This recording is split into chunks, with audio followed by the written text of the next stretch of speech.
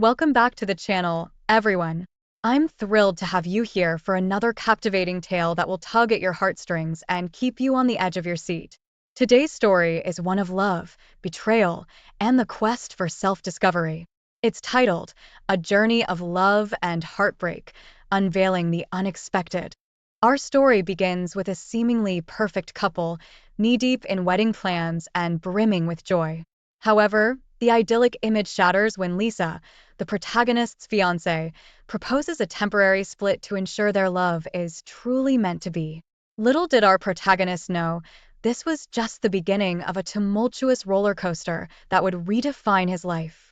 All right, folks, gather around and let me hit you with a story that'll make your jaws drop. It all started when my gal, Lisa, decided to throw a curveball into our otherwise smooth relationship.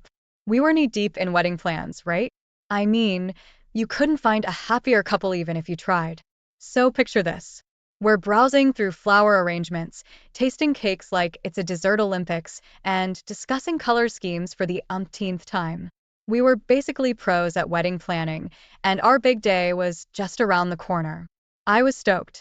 But then, out of the friggin' blue, Lisa pulls me aside, looking all serious and stuff. She says, "Hey honey, I've got an idea." And I'm thinking, sure, why not? Maybe she's got some fancy honeymoon destination in mind. But oh no, it was way crazier than that. She drops the bomb right there in the middle of the bridal boutique. She suggests we take a temporary split. I swear my jaw hit the floor so hard it could have cracked tiles. Temporary split? Like what the heck does that even mean? I'm standing there trying to process it all, and Lisa's explaining herself. She's like, I think we should take some time apart, just to be sure we're meant for each other. Meant for each other? I thought we'd covered that territory already. We were more meant for each other than peanut butter and jelly, for crying out loud. But she had this look in her eyes, a mix of determination and doubt, and I knew she was serious. So, being the reasonable guy that I am, most of the time, I said, all right, babe, if that's what you need, we can do it. I mean, what else could I say? You can't force someone to stay if they want some solo time, right? So, there it was. Our wedding plans thrown into chaos. And I was about to embark on the most confusing journey of my life. Little did I know, this was just the tip of the iceberg, my friends. Buckle up, 'cause it's gonna be a wild ride. So there I was, trying to wrap my head around this bizarre idea of a temporary split that Lisa had dropped on me. I mean, seriously, who does that in the middle of planning a wedding? She started explaining herself, like she'd become some kind of relationship guru overnight. She said she wanted to make sure we were the real deal, that our love was as solid as a rock, and that we were meant to be together. I'm thinking, ain't that what we've been doing all this time? Wedding planning and all that jazz? But no, she needed more than that. She needed time apart to, figure things out. I mean, sure, couples have their doubts sometimes, but this was like trying to solve a Rubik's Cube while blindfolded and wearing mittens. It just didn't make sense, so what could I do? I reluctantly agreed to this temporary split nonsense, thinking it'd be a blip on the radar. I mean, we'd been together for years, and she was my rock, my partner in crime. I couldn't imagine my life without her. But I also couldn't stand in the way of whatever this journey was supposed to be. I thought maybe she'd take a weekend getaway with her girlfriends, or we'd have a little breather while still keeping in touch. But oh no, it was more complicated than that. She packed her bags and moved in with her sister in a different city. We're talking about hundreds of miles away. The whole thing felt like a bad rom-com plot, where the couple takes a break and explores their personal growth before getting back together stronger than ever. But let me tell you, real life ain't no Hollywood movie. I watched her leave, feeling like someone had sucker punched me right in the gut. I had no idea what to expect, but one thing was for sure. This temporary split was just the beginning of a roller coaster ride I never signed up for. So grab a seat, my friends, 'cause this story is far from over. Hey there, dear readers. I hope you're as hooked on this journey as I was living it. Before we dive into the next chapter of this roller coaster story, I've got a small favor to ask. If you're enjoying this tale of love, adventure, and unexpected twists, how about showing some love? Hit that like button to let me know you're on board. It's a simple click for you, but it means the world to me. It's like a virtual high five telling me to keep the stories coming. And hey, why stop there? Go ahead and hit subscribe too. Trust me, you don't want to miss what's coming up next. Subscribing will keep you in the loop, so you're always the first to know when a new chapter drops. Plus, it's a great way to support this storyteller on his quest to keep you entertained. So take a quick second to like and subscribe. Huh? Awesome. Now buckle up and let's jump back into the story. The next chapter's waiting, and trust me, you don't want to miss a beat of what's coming up next. A couple of weeks into this mind-boggling temporary split with Lisa, something fishy was brewing in the background, and I was about to become the detective in my own twisted mystery story. So picture this. I'm trying to keep my cool, going about my daily routine like everything's hunky-dory. But then, out of the blue, I start hearing whispers. Gossipy cryptic whispers about someone named Mark. Who the heck was Mark, you ask? Well, I was wondering the apparently Mark was Lisa's new friend. Yeah, you heard me right, a friend. But let me tell you, my spidey senses were tingling like crazy. I'd never heard of this guy before, and it didn't sit right with me. Suspicion started creeping in like a nosy neighbor peeking through their blinds. First, it was a casual mention from Lisa's sister, saying something like, "Oh, Mark stopped by today." I thought nothing of it, right? People have friends, no big deal. But then it became a recurring theme. Mark and I went for coffee, or Mark helped me with some stuff. I couldn't ignore it anymore. I mean, who is this Mark dude, and why was he suddenly such a big part of Lisa's life?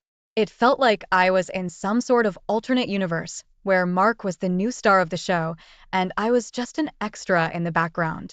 I tried to stay calm, not jump to conclusions, but it was driving me nuts. I couldn't help but think, is this what our temporary split was really about? Was she seeing someone else already? I had to know more. I couldn't just sit there twiddling my thumbs while Mark got cozy in my territory. So I did what any sane person would do. I turned into a full-fledged social media stalker. I started checking Lisa's Facebook, Instagram, Twitter, you name it, trying to find any traces of this Mark character. And let me tell you, my friends, what I found only made this whole situation even more bizarre. Mark wasn't just some random guy. He was popping up in her photos, comments, and likes like he was auditioning for a leading role in her life. I had a million questions, and not a single answer. Who was Mark? What was his deal? And most importantly, what the heck was going on in Lisa's head? It was like peeling back the layers of a very confusing onion, and I was nowhere near the core of this mystery. But hey, they say curiosity killed the cat, right? Well, this cat was about to dive headfirst into a rabbit hole of unexpected twists and turns, and I couldn't have imagined where it would lead me next. So grab your magnifying glasses, my friends, because we're just getting started in this baffling journey. So there I was, stuck in this mind-boggling maze of a temporary split with Lisa, trying to make sense of this whole Mark situation. But I wasn't about to sit idly by while my relationship was spiraling into chaos. Curiosity, my dear friends, got the best of me. I mean, who wouldn't be curious in my shoes, right? So one day, I decided to channel my inner Sherlock Holmes. I grabbed my trusty laptop, opened up Google, and started typing in Mark Lisa friend. And boom, there it was, the rabbit hole I was looking for. Mark, it turns out, was a real looker. I mean, the dude was handsome enough to make a peacock jealous. And here's the kicker, he and Lisa had been spending more time together than I'd ever spent binge-watching Netflix. My heart sank like it was on a one-way trip to the ocean floor. I couldn't believe my eyes as I scrolled through their pictures together. There they were, smiling like they'd won the lottery, taking selfies like they were auditioning for a shampoo commercial. I couldn't help but feel a twinge of jealousy. After all, this was the girl I thought I was gonna marry, and now she was playing happy families with Mr. Tall, dark, and handsome. But I needed more info, right? I had to dig deeper, get to the bottom of this tangled mess. So I started checking out Mark's social media profiles. I'm talking Instagram, Facebook, Twitter, you name it. I became a certified Mark stalker. And let me tell you, the more I dug, the weirder it got. Turns out, Mark was into all these deep philosophical quotes and artsy stuff. He had this whole life is a journey vibe going on, and I couldn't help but roll my eyes. It was like he was auditioning for the lead role in a pretentious indie movie. But the real kicker was when I stumbled upon a post where Mark was talking about finding his muse, or some crap like that. And guess who his muse was? You got it, my ex, Lisa. I couldn't believe my eyes. The dude had turned my girl into his artistic inspiration, or some nonsense. So there I was sitting in front of my laptop, feeling like I just walked into a parallel universe. My girl had become someone else's muse while I was busy playing detective. It was like something out of a bizarre soap opera. But I still had no idea what was really going on. Why had Lisa gone from planning our wedding to becoming this Mark guy's muse? And where did that leave me in this crazy love triangle? The only thing I knew for sure was that things were about to get a whole lot messier. And I was in way over my head. So stay tuned, my friends, because this roller coaster ride was just getting started.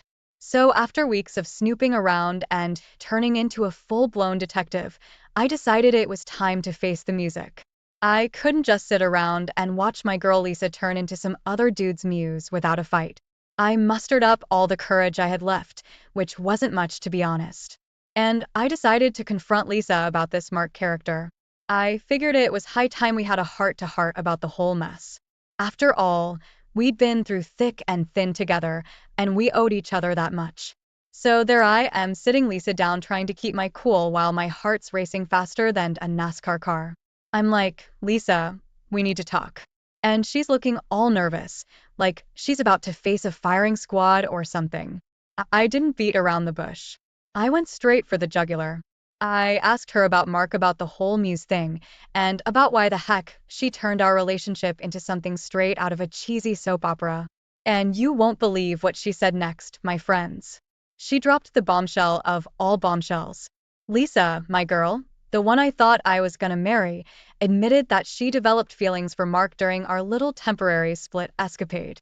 I swear it was like a punch to the gut, a knockout blow from out of nowhere. I couldn't believe my ears. My world crumbled faster than a sandcastle at high tide. I was left sitting there feeling like the protagonist in some melodramatic telenovela. Lisa tried to explain herself, saying that it was all so unexpected, that she never meant for it to happen. But the damage was done, my friends. She'd fallen for Mark, and there was no going back. I didn't know what to say, what to do. It was like my entire world had been turned upside down in the blink of an eye. The wedding plans, the future we'd envisioned together, it all crumbled to dust. I had a mix of emotions raging inside me. Anger, sadness, and this weird feeling of betrayal. I mean, we'd been through thick and thin together. And now she was telling me she'd fallen for another guy during our break. As I sat there listening to Lisa's words, I couldn't help but wonder if I'd been living in some kind of fairy tale, where love conquers all and happily ever after is a guarantee. But real life, my friends, real life can be a real kick in the gut sometimes. And just like that, my story took an unexpected twist that I never saw coming. Lisa and I decided to call off the wedding. It was like our love story had turned into a Shakespearean tragedy, and I was left wondering what the heck had happened to the life I thought I was going to have. But little did I know this twist was just the beginning of a roller coaster ride that would take me to places I never imagined. So grab your popcorn, folks, because we're just getting started on this wild journey. So after that heart-wrenching chat with Lisa, where she confessed her feelings for Mark, we both decided it was time to hit the brakes on the wedding train. Yeah, you heard me right. We called it off. Now, I won't lie. It was like tearing a piece of my soul out and tossing it into the Grand Canyon. But deep down, we both knew it was the right thing to do. Lisa needed to explore this new connection she had with Mark, and I needed to pick up the pieces of my broken heart and move on. It was tough, my friends, like trying to untangle a knot in a giant ball of yarn. We'd invested so much time, energy, and emotion into our relationship, and it felt like we were throwing it all away. But sometimes, life throws you curveballs, and you've got to adjust your swing. We had to deal with all the logistics of canceling the wedding, the venue, the invitations, the caterer. It was a logistical nightmare, let me tell you. But we powered through it like two soldiers trying to survive a battlefield of canceled plans and shattered dreams. The worst part was telling our friends and family. They'd been so excited about our wedding, and now we had to break the news that it wasn't happening. The pitying looks, the awkward condolences, it was like attending our own funeral. But we both knew it was the right decision. Lisa needed to see where things would go with Mark, and I needed to figure out who I was without her. It was like hitting the reset button on my life, and it was scary as hell. So there we were, two people who were once inseparable, going our separate ways. It was like the end of an era, the closing credits on a movie I never wanted to end. But life has a funny way of making you reevaluate things, and as painful as it was also a chance to start fresh. I won't lie, the days that followed were some of the loneliest of my life. I'd go to bed at night, and it felt like there was this massive hole in my heart, a void where Lisa used to be. But I knew I had to keep moving forward, one step at a time. And little did I know that this new reality, this fresh start, would lead me down a path I never expected. It was like I was entering a whole new chapter in my life, and I had no idea what twists and turns were waiting for me. So grab your tissues and brace yourselves, my friends, because this story is far from over. So life moved on, and I found myself spending more time with you guys, my trusty group of friends. You know, trying to drown my sorrows in beers, shooting the breeze, and pretending like everything was back to normal. We'd hit up our local joint like it was our second home. And let me tell you, that place had seen its fair share of my post-breakup therapy sessions. So there I was, nursing a cold one and trying to forget about Lisa and the whole wedding disaster. But then, out of the blue, life decided to throw another curveball my way, I swear. It was like the universe had a twisted sense of humor. I was just minding my own business, sipping my brewski, when I bumped into this intriguing woman named Sarah.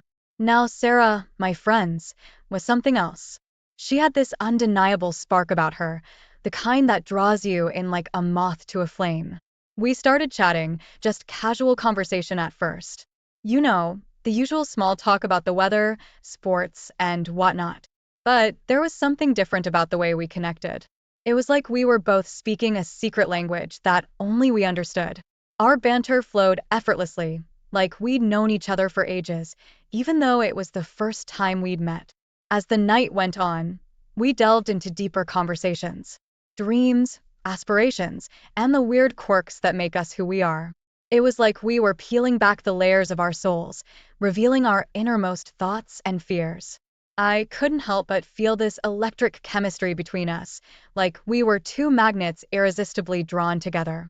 It had been so long since I'd felt that kind of connection, and it was both exhilarating and terrifying at the same time. I couldn't deny it, my friends. I was starting to develop feelings for Sarah. But it was all so complicated. I mean, I'd just come out of a roller coaster of a relationship with Lisa, and now I was on the brink of something new and unexpected. So there I was, caught in this whirlwind of emotions, trying to navigate uncharted waters. It was like I was at a crossroads, and I had to decide whether to follow this intriguing path with Sarah or play it safe and stick to what I knew. But one thing was for sure. That chance encounter with Sarah was about to send my life down a completely different trajectory. Little did I know that this spark, this connection, would lead to a series of events that would make even the wildest roller coaster seem tame. So get ready, my friends, 'cause things are about to get even more interesting. So remember Sarah, that intriguing woman I met at our local joint. Well, turns out she had her own history with Mark. Yeah, the same Mark that Lisa had fallen for. But here's the kicker. It wasn't what you'd expect. So Sarah and I had been hitting it off, getting closer by the day. And then one evening, as we're sitting at our favorite spot, she drops this bombshell on me. She'd been friends with Mark for years, like way before he even popped up on Lisa's radar. I was like, wait, hold up, rewind. You mean to tell me you know Mark? And Sarah's nodding, like it's no big deal. She starts telling me about their history, how they'd been buddies for ages, and how she'd seen Mark in all his glory, both the good and the bad. But then she hits me with something that I never saw coming. She says, you know Mark's a bit of a player, right? My eyes must have looked like saucers at that point. I mean, I'd had my suspicions about the guy, but to hear it from someone who'd known him for years? That was a whole new level of shock. Sarah spills the beans about Mark's reputation. Turns out he had a long list of conquests, and Lisa was just another name on that list. I couldn't believe it. My girl, the one I thought was head over heels in love with Mark, was just another player in his little game. It was like the pieces of the puzzle were finally falling into place. But the picture they painted was not what I expected. Here I was, thinking Mark was some kind of Casanova. And it turns out he was just a smooth-talking heartbreaker. Sarah and I spent hours talking about Mark, dissecting his MO, and sharing stories about his not-so-great track record with women. It was like peeling back the layers of an onion and discovering the rotten core inside. I couldn't help but feel a mix of emotions. Relief that I wasn't the only one who'd fallen for his charm. Anger at Mark for playing with people's hearts. And disbelief that Lisa had gotten tangled up in all of this. But the biggest surprise of all? Sarah and I grew even closer through this revelation.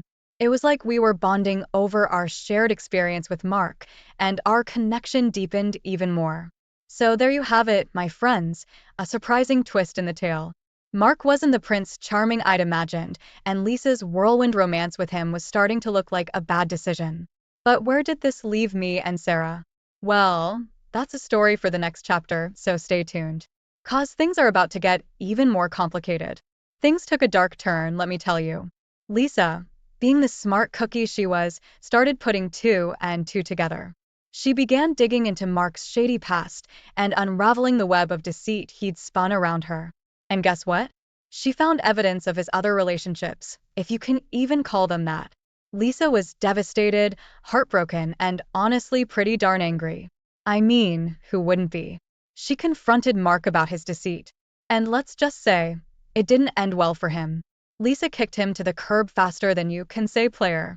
The dude got what he deserved, but it was still a mess of epic proportions. Now here's where things get even crazier. Lisa, realizing her mistake, tried to reach out to me. She wanted to talk, to apologize, to see if there was any chance of salvaging what we had. But guess what, my friends? By that time, I'd already moved on with Sarah. Yep, I'd taken a leap of faith with Sarah, started a new chapter in my life. And things were going surprisingly well. But when Lisa reached out, it was like a tornado of emotions and drama came crashing down on me. I didn't know what to do, who to choose, where to turn. It was like I was stuck between a rock and a hard place, torn between my past and this newfound connection with Sarah. In the end, I had to make a choice. And I chose to stick with Sarah. I mean, we'd built something special, and I couldn't just throw it all away, right? But it wasn't easy.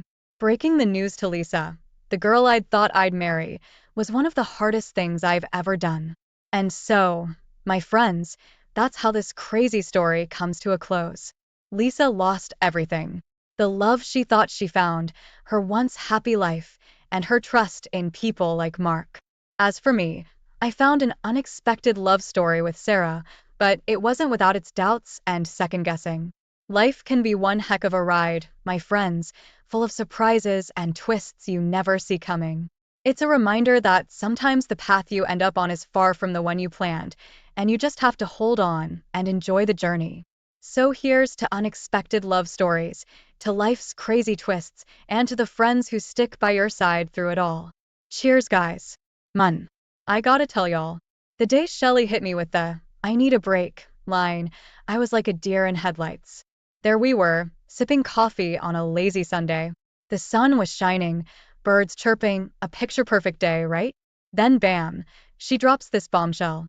She's all, "Barry, I need some time to figure stuff out. Gonna stay with my folks for a bit."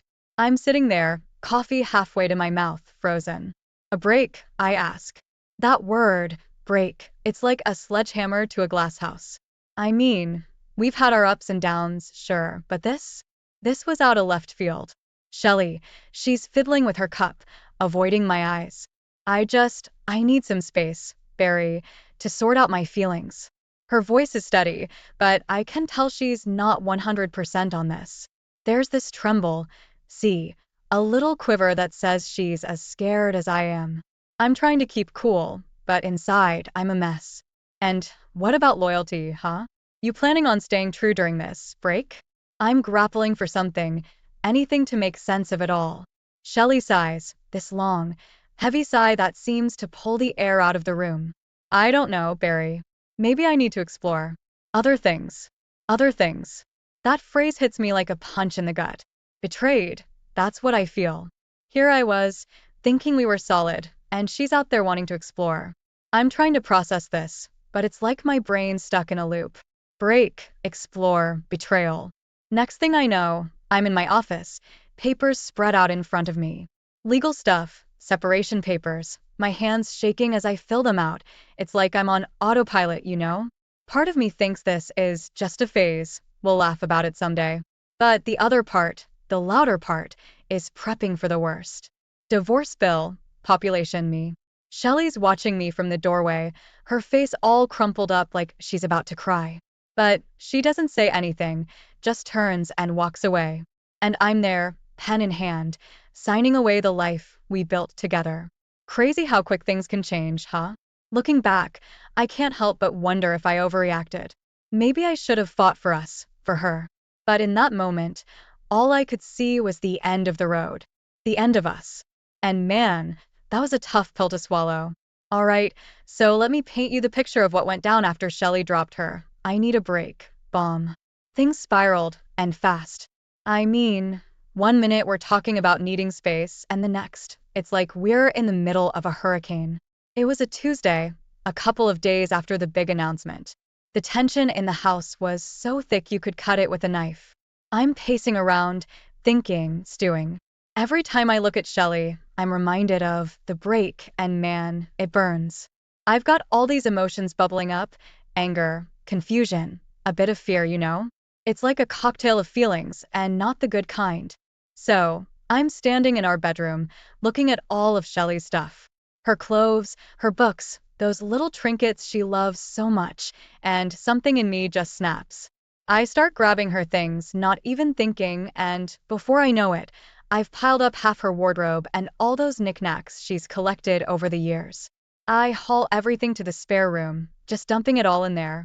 It's chaotic, a mess, but in that moment, it feels right. Like I'm physically moving her out of my life. I'm sweating, out of breath, but there's this weird sense of accomplishment, too. Then I see her, standing in the doorway, her face a mix of shock and hurt. You should leave, I blurt out. It's harsh, colder than I intended, but it's out there, hanging in the air between us. Shelley looks like I've just slapped her. She opens her mouth, but no words come out. She just stares at the pile of her belongings, then at me, and I can see it in her eyes. She's realizing this is serious, way more serious than she thought. For a moment, I regret it, want to take it all back, tell her it's just a stupid fight. But I don't. I can't. There's this pride, this hurt that's holding me back. So we just stand there, in this silent standoff, the weight of what I've done pressing down on me. That night, Shelley sleeps in the spare room, among her scattered belongings. There's this unspoken agreement that we're in separate worlds now, even under the same roof. The house feels emptier, colder. I toss and turn, can't sleep. It's like every creak, every whisper of the house is reminding me of what's happening. In the days that follow, we're like ghosts, passing each other without a word. The air is filled with unsaid things, regrets, maybe even a bit of longing. But neither of us breaks the silence. It's like we're stuck in this dance, too stubborn or scared to make the first move. And then, one morning, I wake up to find a note on the kitchen counter. It's from Shelley, gone to my parents, it says. Just those 4 words, but they hit me like a ton of bricks. It's real now. She's really gone. That day, the house feels even more hollow. I wander from room to room, looking at the spaces she used to fill. Her perfume lingers in the air, a reminder of what's missing. I sit on the couch, the same spot where we've laughed, argued, made up, and I realize how much of us is woven into every corner of this place. I think about calling her, but my pride gets in the way. She left, remember? I tell myself. But deep down, I'm wondering if I pushed her too far, if I've broken something that can't be fixed. It's a scary thought, being the architect of your own misery. So there you have it, the escalation. a series of small steps leading to a big fall. It's funny, how quickly things can change. One day you're planning your future, and the next, you're wondering if you even have one together. That's life, I guess, unpredictable, messy, and sometimes a little heartbreaking. You know, Once Shelley left and the house got all quiet, it's like my brain switched into overdrive. I had all this time to think, to reflect, and man, did the thoughts come flooding in. There I was, in our big, empty house, just me and my thoughts. And they were all about Shelley, how she changed, how we changed. You see, a while back, Shelley went on this health kick. She lost a bunch of weight, started dressing differently, kinda morphed into this whole new person. At first, I was proud, proud of her for taking control, getting healthy. But I didn't realize how much those changes would affect us, our relationship. I'd catch myself looking at old photos, back when we were younger, a bit chubbier, but man, we were happy. There was this light in her eyes, a spark. Now, it felt like that spark was fading, getting lost in her new lifestyle, her new self. Our conversations changed, too. They became more superficial, more about her fitness routine, her diet. I tried to keep up, be supportive, but I felt left behind. Like, she was on this express train to a new life, and I was still waiting at the station. Then there were the little things, her laughter, which used to fill the room, now seemed forced, rare. The way she'd turn away slightly when I tried to hug her. Small things, but they added up, gnawing at me. Sitting in that silent house, I started to wonder where it all went wrong. Were we ever really happy? Or were we just comfortable? Did I miss some signs, some cries for help? You start questioning everything, doubting every memory, every moment. I remember walking through the house, room by room, seeing traces of her everywhere. Her books on the shelf, her perfume in the bathroom, her gardening gloves on the porch. It was like she was still there, but not really. It was this constant reminder of what I'd lost, what we'd lost. Nights were the hardest. The bed felt too big, too empty. I'd lie awake, staring at the ceiling, replaying our last conversations, trying to figure out where things took a turn. It's funny how solitude can mess with your mind, make you see things in a different light. Then there were moments of anger, of bitterness. Why did she leave? Why wasn't I enough? But those moments would fade, replaced by this dull ache, this sense of loss. It's like I was mourning, not just for our relationship, but for the woman I fell in love with, who now seemed like a stranger to me. I started doing things to keep busy, to fill the silence. I'd work late, hit the gym, anything to avoid coming home to an empty house. But no matter how busy I got, there was always that moment when I'd walk through the door, and the reality would hit me all over again. It's weird, how you can be surrounded by people, by noise, by life, and still feel so utterly alone. That's what those days were like. A constant battle between wanting to remember and wanting to forget, between holding on and letting go. In those quiet moments, I realized how much I depended on Shelley, not just for love or companionship, but for my identity. Without her, I was like a ship without a rudder, drifting aimlessly. It was a wake-up call, a harsh reminder that I needed to find myself again, find my own happiness. So that's chapter 3, Reflections in Solitude. A time of introspection, of confronting some hard truths, and of slowly, painfully, starting to piece together a life without Shelley. It's a journey, man, and let me tell you, it's not an easy one. Before we dive into the next chapter of this roller coaster story, I've got a small favor to ask. If you're enjoying this tale of love, adventure, and unexpected twists, how about showing some love? Hit that like button to let me know you're on board. It's a simple click for you, but it means the world to me. It's like a virtual high five, telling me to keep the stories coming. And hey, why stop there? Go ahead and hit subscribe, too. Trust me, you don't want to miss what's coming up next. So, take a quick second to like and subscribe. Huh? Awesome. So, Shelley's over at her folks, right? And she's trying to get used to this whole newly single, free as a bird vibe. But let me tell y'all, it ain't all sunshine and rainbows for her. There she is, in her old room, surrounded by memories of her teenage years, and it's like she's gone back in time. But not in a good way. It's more like she's stuck in this weird limbo, halfway between the past and the present. And those doubts, man, they start creeping in, gnawing at her. She's got all this time to think, too much time, really. And her mind, it keeps circling back to Malia and Sasha, our kids. She's missing their school plays, their little squabbles, the way Sasha's nose crinkles when she laughs, are Malia's endless questions about everything under the sun. It hits her hard, the reality of what she's left behind. And it's not just the kids. It's the life we built together, the routines, the inside jokes, the lazy Sundays in bed. She's out there trying to figure herself out, but she's starting to wonder if she left a part of herself back with us. Then there's the whole thing with her parents. They're trying to be supportive, sure, but there's this unspoken tension. Like, they're wondering why she's thrown a perfectly good marriage into the wind. And Shelley, she feels it, feels their confusion, their disappointment. So, she's sitting there at the dinner table, pushing food around her plate, and it's like she's a stranger in her own life. She's questioning everything, her decisions, her desires, her future. It's a mess of what ifs and should haves. Nights are the worst for her. She's lying in her childhood bed, staring at the ceiling, and the silence is deafening. She's used to the sound of my snoring, the soft breathing of the kids down the hall. Now, all she's got is the ticking of the old clock on the wall, each tick a reminder of the time she's losing, the moment slipping away. She starts doing these long walks, just wandering around her old neighborhood, trying to clear her head. But everywhere she looks, there are reminders of the past, of simpler times. It's like she's haunted by the ghost of her former self, the girl who had all these dreams and aspirations before life got complicated. And in those quiet moments, when she's all alone with her thoughts, the regret really starts to sink in. What have I done? She asks herself.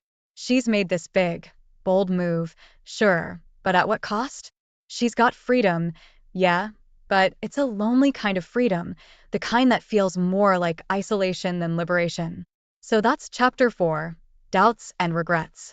It's all about Shelley grappling with the consequences of her decision, realizing that maybe, just maybe, the grass ain't always greener on the other side. It's a tough pill to swallow, realizing you might have made a mistake, especially when there's no easy way to fix it. But that's life, right? A series of choices, some good, some not so good, and learning to live with them. Now, this is where things start getting a bit more, let's say, intense. I'm not the kind of guy to just sit on my hands, you know? With Shelley gone and the house feeling more like a ghost town every day, I figured it was time to make some moves. First things first, the assets. I'm no Scrooge, but I've worked hard for what we have, and the thought of losing half of everything to a maybe divorce? Yeah, that didn't sit well with me. So, I got myself a lawyer, a real shark, and we started locking things down. Bank accounts, the house, investments, you name it, we secured it. Might sound harsh, but in times like these, you gotta protect your turf. But that wasn't the hardest part. No, sir, the real kicker was the kids, Malia and Sasha.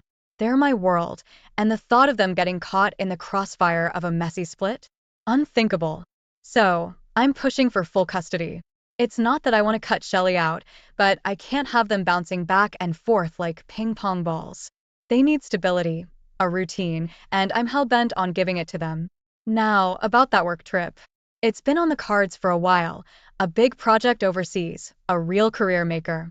But with everything going on, it felt like the perfect opportunity for a fresh start, a chance to get away from all the drama. So, I pull some strings, get the okay to take Malia and Sasha with me. A working holiday, sort of. The kids are psyched, new places, new faces. For me, it's a bit more complicated. Sure, it's a chance to bond, make some memories, but it's also me stepping into this new role, single dad, globetrotter, Mr. Independent. It's exciting, but daunting as hell. Prepping for the trip was a whirlwind. Passports, tickets, packing, it's like a military operation. And the whole time, I'm trying to keep things light, fun, but inside, I'm a jumble of nerves. This trip, it's not just a getaway, it's a statement. I'm showing Shelley, the kids, the world, that I can handle this, that I'm not just going to crumble and fade away. The night before we leave, I'm tucking the kids into bed and Sasha, she's got this worried look in her eyes. Will mommy be okay without us? She asks. Man, that hit me right in the feels. I tell her mommy's going to be just fine, that we're all going to be just fine. But as I'm saying it, I'm wondering the same thing myself. So, we set off, the three of us, off on this adventure. And as the plane takes off, I'm looking out the window, watching the ground slip away, and it's like I can feel the weight lifting. We're starting over, in a way. A new chapter, a chance to rewrite our story. It's scary, yeah, but it's also kind of exhilarating. Shelley, she's having this big epiphany over at her parents', realizing maybe she's made a major mistake. So, she's thinking she can just waltz back in and patch things up. She calls me up, her voice all shaky, saying she wants to talk. I'm like, okay, let's hear it. So, she comes over. She's looking different, more like the Shelley I knew, but there's this nervousness about her. She starts with this big apology, saying she's missed me, the kids, the life we had. She's going on about how she's seen the error of her ways, wants to make it right. And I'm just sitting there, nodding, but inside, I'm feeling all sorts of twisted. Here's the thing: while she was out, finding herself, I wasn't just moping around. I'd started seeing Hillary, my best friend since forever. Hillary, she'd been there through the thick and thin, and somewhere along the line, things between us changed. It wasn't planned, it just happened. So, when Shelley's pouring her heart out, I'm thinking of Hillary and how she's been my rock through all this. I let Shelley finish, and then I lay it out for her. I tell her about Hillary, how we're a thing now, you should have seen her face. It's like I'd hit her with a sledgehammer. She's stammering, asking if I'm serious, and I'm like, yeah, I am. The air in the room got real heavy then. Shelley's looking at me, her eyes welling up, and I'm feeling this mix of guilt and relief. Yeah, relief that I'm finally being honest with her, with myself. Then I hit her with another bombshell, the divorce papers. I'd had them drawn up, ready to go. It wasn't an easy decision, but with everything that had gone down, it felt like the only way forward. Shelley's looking at the papers like there's some sort of alien artifact. She's lost for words, and frankly, so am I. It was one of those pivotal moments, you know? She's realizing that it's really over, that there's no going back. And I'm seeing this chapter of my life closing right in front of me. It was sad, sure, but also kind of freeing. We talk a bit more, mostly logistics about the kids and how we're going to handle things moving forward. It's all very civil, but there's this undercurrent of, I don't know, finality. Like we both know this is the end of the road for us. Shelley leaves, and the house is quiet again, but it's a different kind of quiet now. It's more like peace, or maybe acceptance. The storm has passed, and there's this sense of calm, of moving on. So, there we were, me, Hillary, Malia, and Sasha, embarking on this new journey abroad. It felt like stepping into a different world, a fresh start. Everything was new, the sights, the sounds, the smells. We landed in this beautiful, bustling city, full of life and energy. It was exactly what we needed, a total change of scenery. The kids, they adapted faster than I thought. Malia, she's got this adventurous spirit, always curious, always exploring. And Sasha, she's more reserved but finding her own way, making friends at the new school. Watching them, it filled me with this mix of pride and relief. They were okay, more than okay, they were thriving. Hillary, she was incredible through it all. She had this way of making anywhere feel like home. She'd cook up these meals, a blend of our old life and the new, and we'd sit around the table in our new apartment, laughing and sharing stories. It felt right, like we were building something special, something real. Work was intense, but rewarding. I was putting in long hours, but I was doing something I believed in, something that mattered. And coming home to Hillary and the kids, that was the best part of my day. We'd have these little rituals, like game nights or movie evenings, and it was like we were weaving this new tapestry of family life. Then, there's the big news: me and Hillary. We decided to tie the knot. It wasn't a big, fancy affair, just something small and intimate. The kids were ecstatic, seeing us take this step, officially becoming a family. It was a beautiful day, full of love and laughter, a celebration of new beginnings. Life kept moving, and before we knew it, there was another addition to our family, a little one. Mun. Holding that baby for the first time, it's a feeling I can't even describe. It was like a piece of the puzzle we didn't even know was missing clicked into place. Malia and Sasha, they were over the moon, doting on their new sibling every chance they got. Our new life, it was full of challenges, sure, but also full of joy and growth. We were blending our past with our present, creating something unique, something ours. We'd FaceTime with Shelley regularly, keeping her in the loop, making sure the kids stayed connected. It wasn't always easy, but it was important. The city, with its vibrant culture and diverse community, became our playground. We'd explore on weekends, discovering hidden gems, learning and growing together. It was an adventure, every single day. And as I'd watch the sunset from our balcony, the city lights twinkling below, I'd think about the journey that got us here.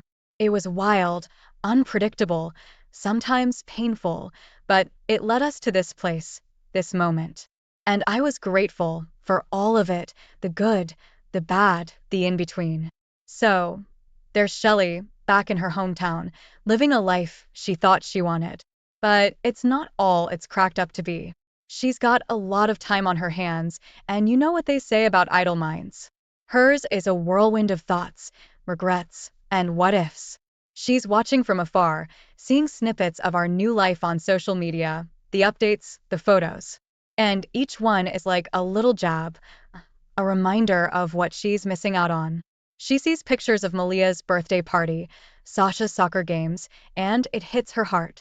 She's missing milestones, everyday moments, and it's eating her up inside. She tries to keep busy, throws herself into work, hobbies, anything to fill the void. But the silence of her apartment is deafening.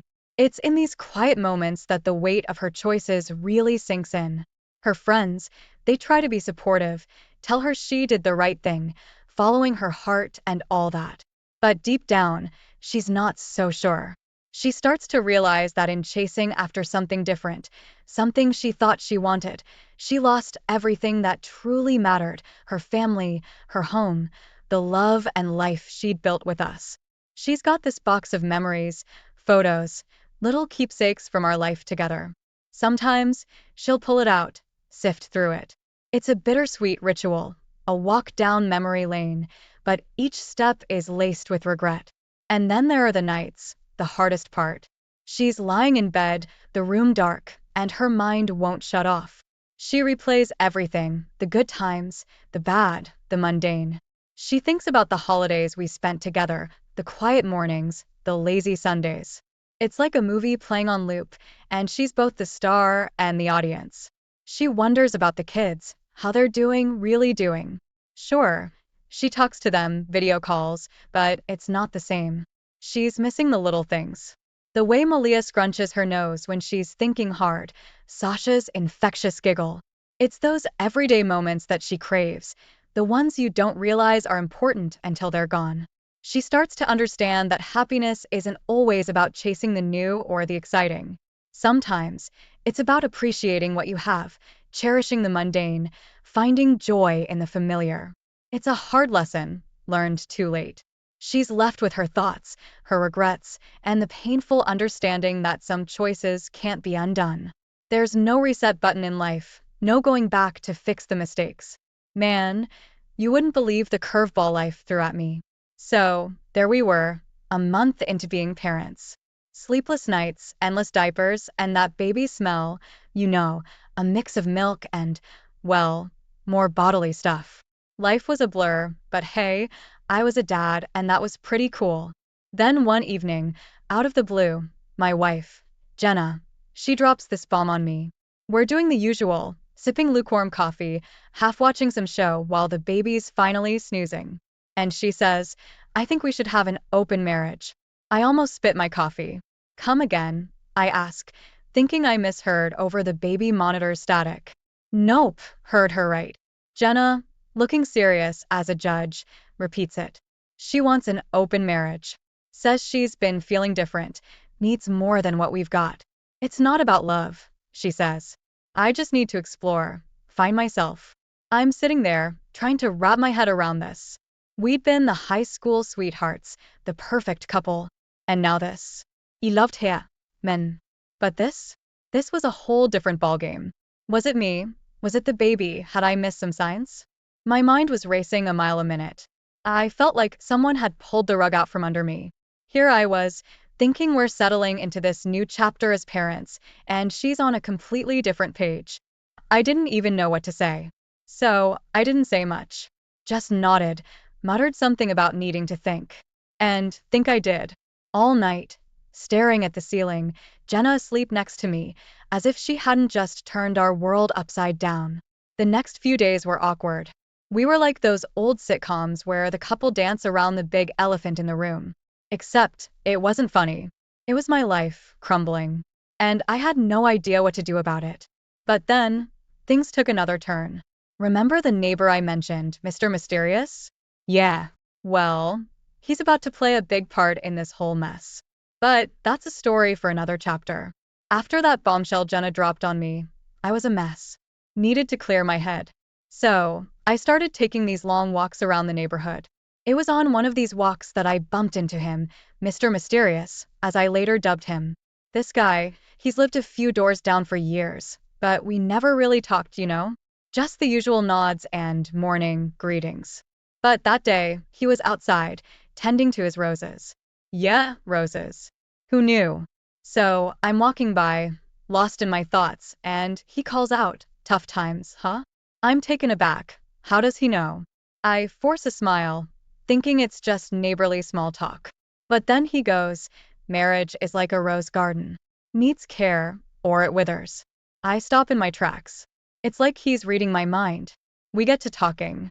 He's got this calm way about him, and before I know it, I'm spilling my guts, the open marriage request, my confusion, everything. He listens, just nodding, his eyes never leaving mine. Then, he starts talking, giving me this advice, but it's all riddles and metaphors. He says things like, sometimes the path you're on needs a detour to get to where you really need to go. I'm like, what does that even mean? But the way he says it, so sure and wise, I can't help but ponder over his words. And get this, he knows stuff about me. Little details. How I used to play guitar in college, my fear of heights, stuff I never told him. It's eerie, but also, I don't know, comforting. Like he's been watching over me, or something. Every day, I find myself drawn to those chats. He's always there, same time, same spot, like he's waiting for me. And every day, he drops these cryptic nuggets of wisdom. Look beyond the horizon of your troubles, he'd say. Or, the heart's compass rarely points in a straight line. I start looking forward to our talks. They're the only thing that makes sense in my topsy-turvy world. But it's weird, right? This near stranger suddenly becoming a confidant. Anyway, things at home are still strained. Jenna's caught up in her new freedom, barely home. And here I am, finding solace in cryptic advice from a neighbor who knows too much. Life's strange, man. Well, they got me thinking. Maybe I didn't know Jenna as well as I thought. So, I did what any confused husband would do. I turned detective. It started with small stuff. Digging through old photo albums, reading her old diary, yeah, I know, not cool, but man, I was desperate. Nothing much there, just typical teenage angst and stuff about her college days. But then, I hit pay dirt. I found this box tucked away in the back of our closet. Inside, there were letters, photos, stuff I'd never seen before. Pictures of Jenna with some guy, looking cozy. Love letters, not written by me. My heart's pounding as I'm reading these, feeling like a total idiot. Turns out, this guy was Jenna's college sweetheart. Someone she never mentioned. The letters were all lovey-dovey, full of plans for the future. The last letter, though, was different. The guy was moving away, wanted Jenna to come with him. But she didn't go. This got me thinking. What if Jenna's request for an open marriage wasn't about me? What if it was about this long-lost love? So, I did more digging. social media stalking, talking to some of her old friends, under the guise of planning a surprise party. Clever, right? And I start piecing together this other life Jenna had, one she buried when she married me. Turns out, she never got over this guy. He was her what if. And then, the kicker, he moved back to town recently. Bingo. It was like a puzzle coming together, but each piece was a punch in the gut. My wife, the woman I thought I knew, was practically a stranger. I confronted her with what I found. She broke down, admitted everything. Said she loved me but always wondered, what if? She thought an open marriage might let her explore these old feelings without losing me and our daughter. Mun. Talk about a gut-wrenching revelation. I was angry, hurt, lost. But at the same time, it was like a weight lifted. I finally understood it wasn't about me or us, it was about her unresolved past. So, there I was, my marriage in shambles, my wife longing for another man. And through all this, Mr. Mysterious is still there, offering his cryptic advice. Sometimes the hardest paths lead to the brightest destinations, he'd say. I didn't know what my destination was anymore, but I knew I had a long, hard path ahead. Dear readers, I hope you're as hooked on this journey as I was living it. Before we dive into the next chapter of this roller coaster story, I've got a small favor to ask. If you're enjoying this tale of love, adventure, and unexpected twists, how about showing some love? Hit that like button to let me know you're on board. It's a simple click for you, but it means the world to me. It's like a virtual high five, telling me to keep the stories coming. And hey, why stop there? Go ahead and hit subscribe, too. Trust me, you don't want to miss what's coming up next. Subscribing will keep you in the loop, so you're always the first to know when a new chapter drops. Plus, it's a great way to support this storyteller on his quest to keep you entertained. So, take a quick second to like and subscribe. Huh? Awesome. Now, buckle up and let's jump back into the story. The next chapter's waiting, and trust me, you don't want to miss a beat of what's coming up next. Alright, so we're at the point where I've just uncovered all this stuff about Jenna and her past. My head's spinning, and I'm like a pot about to boil over. I had to confront her, get it all out in the open. So, one evening, I wait for her to come home. She walks in, all tired from her day, and I'm just sitting there, this box of her past life on the table. Her eyes go wide when she sees it, and I can tell she knows what's coming. What's this, Jenna? I ask, trying to keep my voice steady. She starts with oh, that's nothing, but I cut her off. Don't, I say, just don't. Then it all comes pouring out. She admits to everything, the old boyfriend, the letters, the feelings she never resolved. I'm sitting there, listening to her spill secrets like they're confessions, and I'm trying to keep it together. It's like I'm hearing about a different person, not my Jenna. She's crying now, saying she never meant to hurt me. She just didn't know how to deal with these old feelings. I thought I could have both, she says. Explore my past without losing my present. I'm torn, man. Part of me is furious, feeling betrayed. The other part, well, it kind of gets it. We've all got what ifs, right? But acting on them, that's a whole other story. The air's thick with all this emotion, and I'm struggling to breathe. I tell her I need time. Need to figure out what all this means for us, for our family. She nods, tears streaming down her face, and I just walk out. I spend the night wandering the streets, lost in my thoughts. I end up at Mr. Mysterious' place, the only light on in the neighborhood. He's there, as if he's been waiting for me. I tell him everything, and he listens, that same calm look on his face. Sometimes the heart needs to break to let the light in, he says. I'm not in the mood for riddles, but his words, they kind of make sense. I head back home as the sun's coming up, feeling exhausted but clearer. Jen is there, asleep on the sofa, waiting for me. I don't wake her. I just watch her for a while, thinking about all we've been through. Man, life's complicated, love's complicated. I thought I had it all figured out, but turns out I'm just as lost as anyone else. My late-night rose tending, cryptic advice-giving neighbor? Turns out he's more than just a guy with a green thumb and a knack for riddles. The day after that emotional showdown with Jenna, I'm back at Mr. Mysterious' place. We're sitting in his backyard, surrounded by those roses he cares for so much, and I'm pouring my heart out.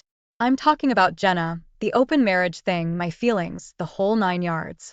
Out of nowhere, he goes, I've been where you are. I look at him, really look at him for the first time. There's something familiar in his eyes, but I can't place it. He starts telling me his story, and dude, it's like listening to a mirror of my own. He'd loved and lost, been betrayed, gone through a rough patch, just like me. But he found a way to move on, found peace. How? I ask, desperate for some of that peace myself. He smiles, this sad but knowing smile, and says, by letting go. By understanding that some things are out of our control. Easy for him to say, right? But the way he says it, I believe him. Then, he drops the bombshell. I knew your father, he says. My father, the man I barely remember, who passed away when I was just a kid. Turns out, Mr. Mysterious and my dad were close friends, like brothers. He'd been keeping an eye on me, sort of watching over me from a distance, ever since my dad died. Mind blown. It's like all the pieces of a puzzle falling into place. The familiarity, the knowing too much about me, the cryptic advice, it all makes sense now. This guy, he wasn't just a neighbor. He was a connection to my past, to my dad. We talk for hours. He tells me stories about my dad, stuff I never knew. It's like he's giving me a piece of my history back, filling in blanks I didn't even know were there. And his advice, it starts making more sense. He's not just spouting riddles, he's passing on wisdom, stuff he learned the hard way, stuff my dad would have wanted me to know. I leave his place feeling lighter than I have in weeks. It's not like all my problems have vanished, but I've got this new perspective, Like I'm not alone in this. I've got this guardian angel, this link to my dad, looking out for me. Life's still messy, and Jenna and we've got a long road ahead. But for the first time in a long time, I feel like I can handle it. Like I'm not just stumbling in the dark. After all those heart-to-hearts with Mr. Mysterious, or should I say, my dad's old buddy, I'm seeing things a bit clearer. But while I'm finding some kind of peace, Jenna's world, it's starting to crumble. First, it's her job. She's been so caught up in this, find herself, quest that she's slacking at work. One day, she comes home, eyes red, and I know before she even says it. She's been fired. I'm not gonna lie. Part of me wants to say, told you so, but what good would that do? Then, her friends start drifting away. Turns out, this open marriage thing wasn't as cool with them as she thought. She's venting to me about it, and I'm just sitting there, thinking, welcome to my world, Jenna. But the kicker comes when her old flame, Mr. What If, turns out to be a total jerk. He's not interested in rekindling old love, he's just looking for a fling. Jenna's heartbroken, realizing she's thrown away so much for a fantasy. I watch all this happen, and man, it's a roller coaster. I'm torn between feeling sorry for her and feeling like it's karma. She sees how much she's lost, and she's desperate to make things right. She starts talking about fixing our marriage, going to counseling, trying to be the family we were supposed to be. But I'm hesitant. Can you blame me? After all that's happened, it's not easy to just open my arms and say, sure, let's start over. Mr. Mysterious, he's still there with his advice. People change, but so do feelings, he says. Think about what you want, not what you're supposed to want. Man, if that isn't the hardest advice to follow. I'm watching Jenna trying to pick up the pieces of her life, and it's like watching a movie. Part of me wants her to find her way back, but another part of me, the part that's been hurt and betrayed, isn't sure if that's what I want anymore. It's a mess, dude. A real mess. But life's like that sometimes, isn't it? Just when you think you've got it all figured out, it throws you a curveball. After all the drama, the heartache, and the revelations, I found myself at a crossroads. It was time to turn the page, start a new chapter. New beginnings and all that jazz. So, here's the deal.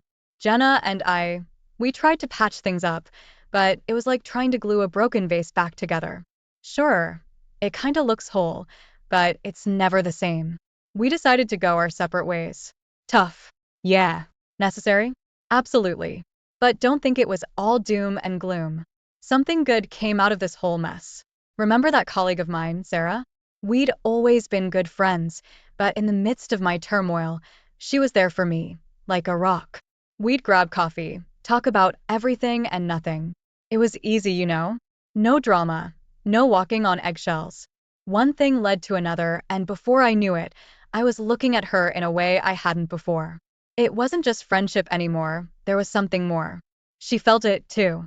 We took it slow at first, testing the waters, making sure it wasn't just a rebound thing.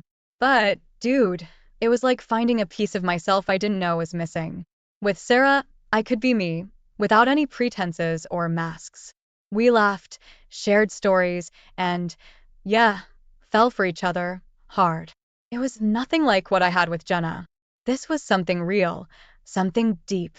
And the best part? My little girl, she adores Sarah. They clicked from the get-go. Seeing them together, laughing and playing, it fills my heart in a way I can't even describe. I started rediscovering myself too. Picked up my guitar again, started playing at this little bar on weekends. Felt good, you know? Getting back to my roots, doing what I love. Sarah was my biggest cheerleader, always front row, cheering me on. Life was good, man. Really good. I was healing, finding joy in the simple things. My days with Jenna felt like a distant memory, a chapter from a book I'd long closed. Sure, there were challenges. Divorce is never easy, and co-parenting, that's a whole other ballgame. But Sarah, she was with me every step of the way, supporting me, loving me. So, yeah, new beginnings. It's not just a cliche, it's real. Life threw me a curveball, but I caught it and threw it right back. I found happiness, love, and a sense of peace I hadn't known in years. Here we are at the end of the road of this wild story. Man, what a ride it's been. If you told me a year ago that I'd be where I am now, I'd have laughed in your face. But life, huh? Full of surprises. So, I'm settled into this new life now, and let me tell you, it feels good. Really good. There's this lightness in my steps, a smile on my face most days. Sure, there's still the occasional rough patch, but nothing like before. Sarah and I were going strong. She's incredible, man. The kind of woman who makes you want to be a better man. And my daughter, she's growing up so fast, smart as a whip, and happy. Seeing her laugh, watching her play without a care in the world, it's everything to me. I've learned a lot, been through the ringer, you might say. But all that, the pain, the confusion, the heartache, it's made me who I am today. Stronger, wiser, more appreciative of the good things in life.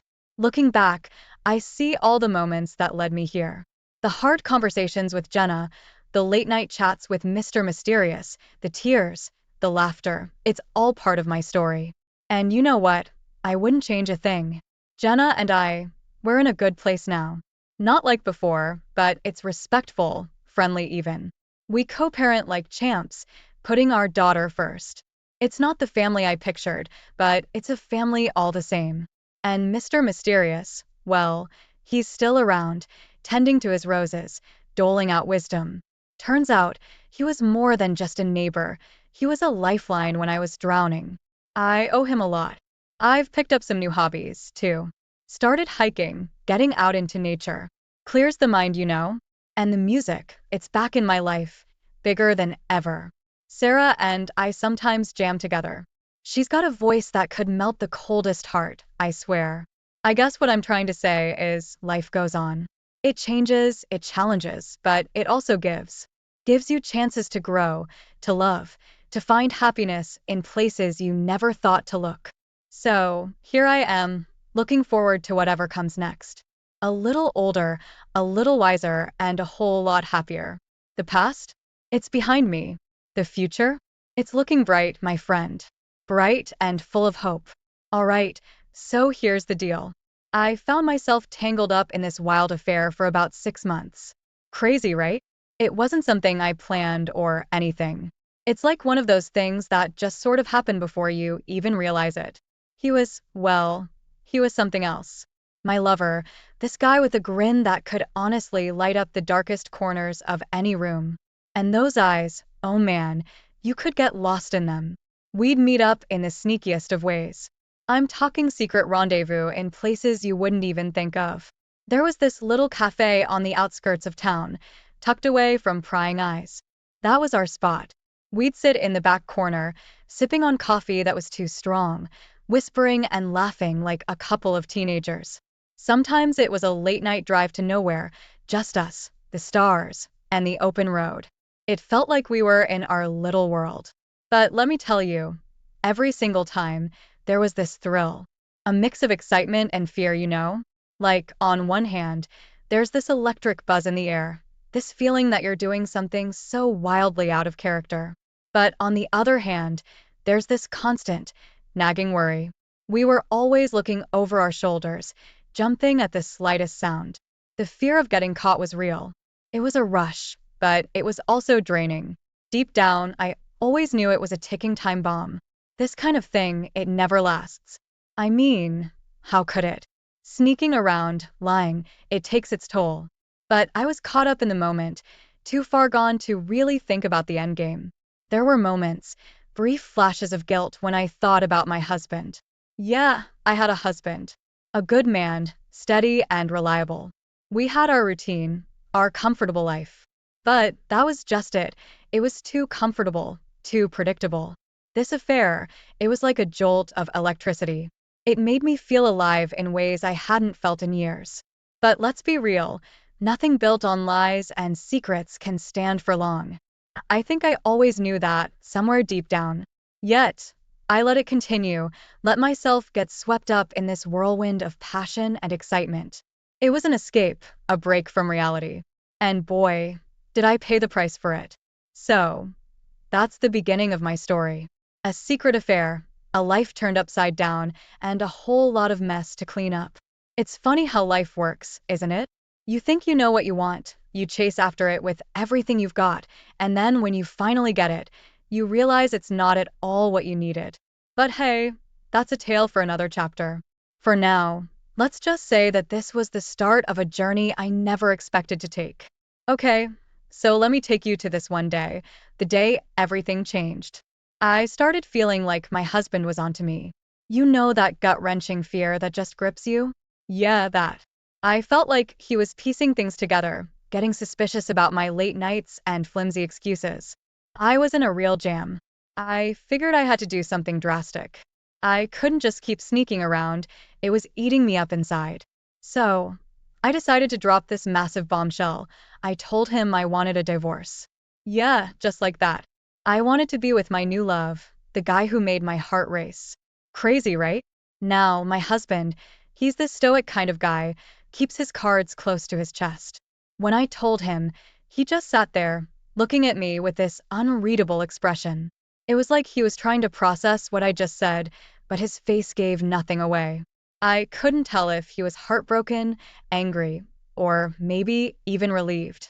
That was the scariest part, not knowing what he felt. Telling him was one of the hardest things I've ever done. We'd built a life together, you know? It wasn't all sunshine and roses, but it was our life. And there I was, about to turn it all upside down. Part of me felt guilty, like I was betraying not just him, but everything we'd built. But another part of me felt this relief, like I was finally being honest, at least with myself. I remember he finally spoke after what felt like an eternity. His voice was calm, almost too calm. He asked me if I was sure, if this was really what I wanted. It wasn't an accusation or anything, just a simple question. But it hit me hard. Was I sure? I thought I was, but seeing him right there, hearing his voice, I suddenly wasn't so certain. Despite my doubts, I stuck to my decision. I told him yes, this was what I wanted. It was a lie, sort of. I mean, I wanted to be with my lover, but I wasn't sure about everything else. It's not like I hadn't thought about the consequences, but at that moment, they felt distant, like they were someone else's problem. So, there it was, my decision laid out in the open. I had chosen a path, and there was no turning back. I had set in motion a series of events that would change everything. Little did I know just how much everything would change. Looking back, I realized that making that decision was just the beginning. It set off a chain reaction of events that I could never have predicted. Life has a funny way of throwing curveballs at you, and let me tell you, I was about to get a whole bunch of them. But that's a story for another chapter. For now, let's just say that this decision, as hard as it was just the tip of the iceberg. Dear readers, I hope you're as hooked on this journey as I was living it. Before we dive into the next chapter of this roller coaster story, I've got a small favor to ask. If you're enjoying this tale of love, adventure, and unexpected twists, how about showing some love? Hit that like button to let me know you're on board. It's a simple click for you, but it means the world to me. It's like a virtual high five, telling me to keep the stories coming. And hey, why stop there? Go ahead and hit subscribe, too. Trust me, you don't want to miss what's coming up next. Subscribing will keep you in the loop, so you're always the first to know when a new chapter drops. Plus, it's a great way to support this storyteller on his quest to keep you entertained. So, take a quick second to like and subscribe. Huh? Awesome. Now, buckle up and let's jump back into the story. The next chapter's waiting, and trust me, you don't want to miss a beat of what's coming up next. Alright, so here's where things get really twisted. Picture this.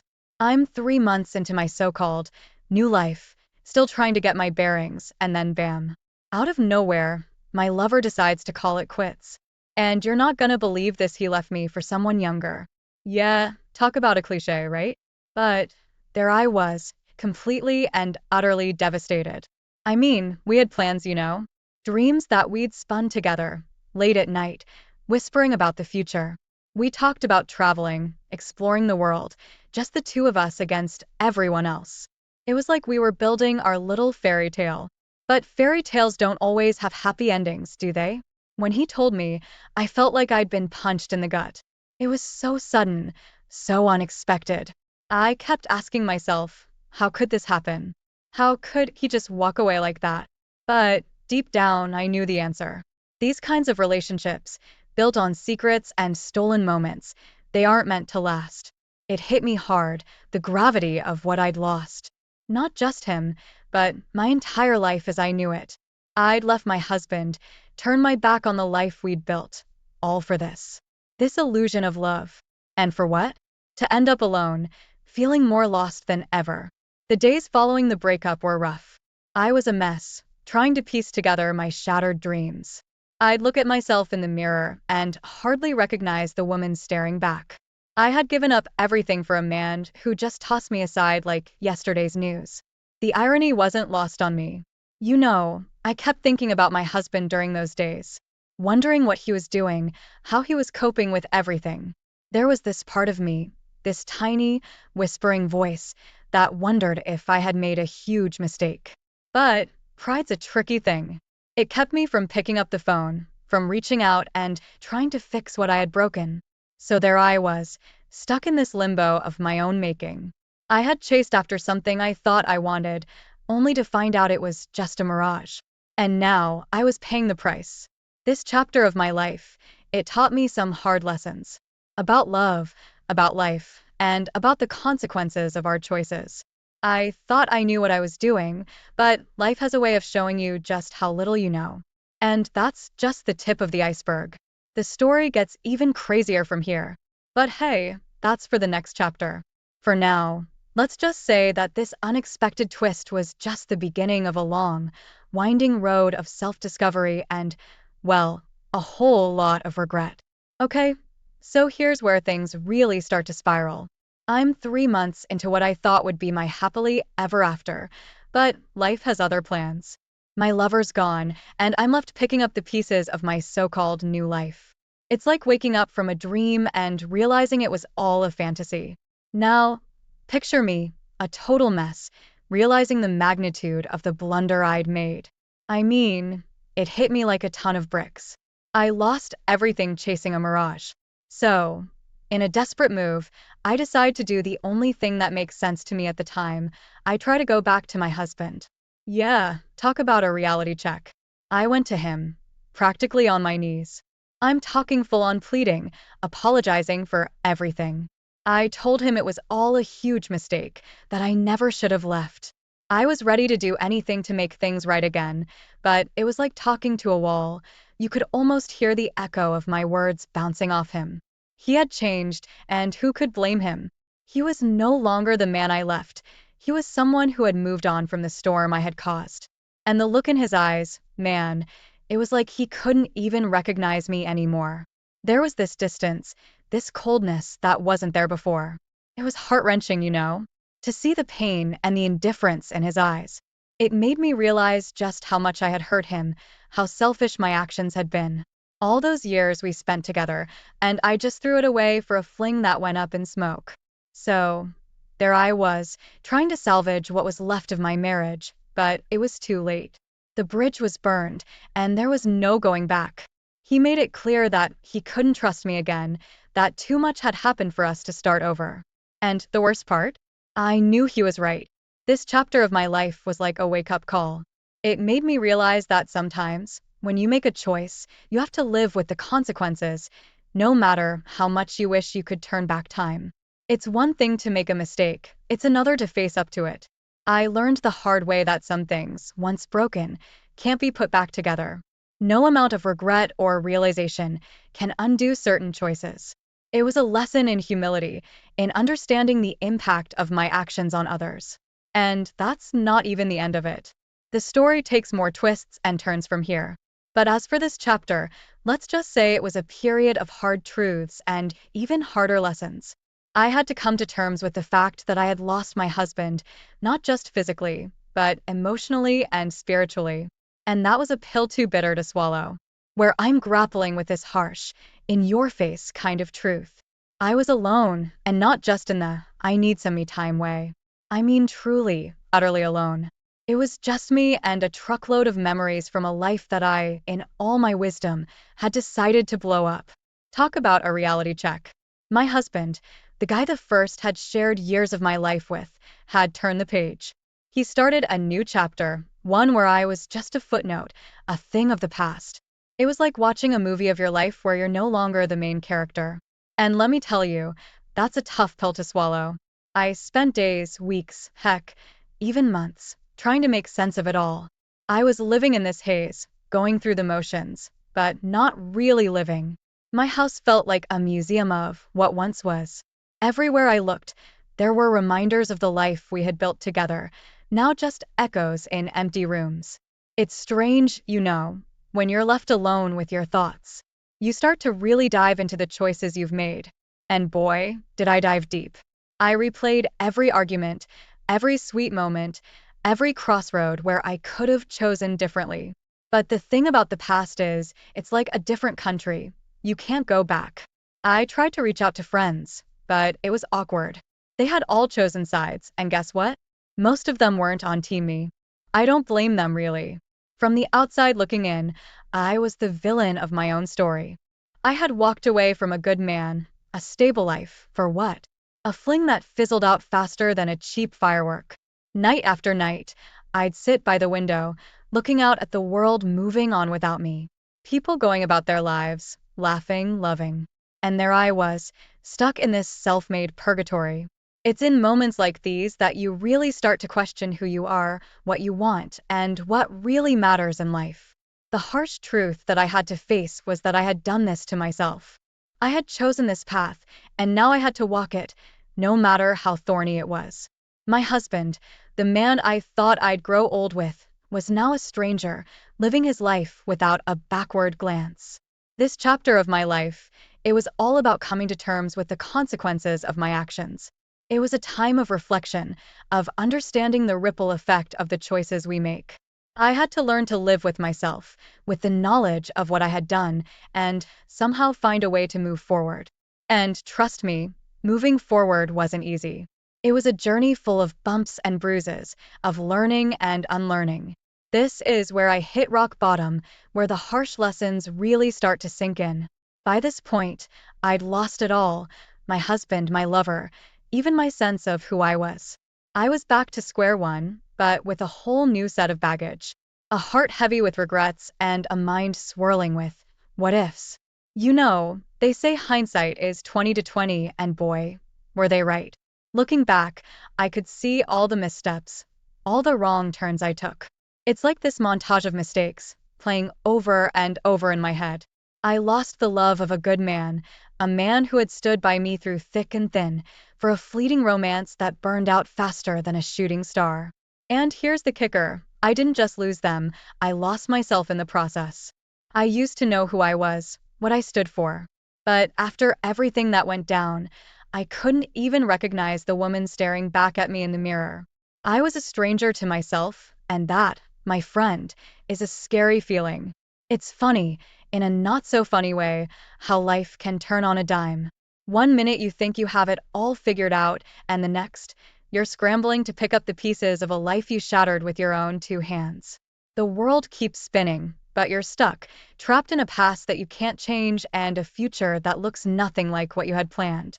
The thing about hitting rock bottom, though, is that it gives you a different perspective.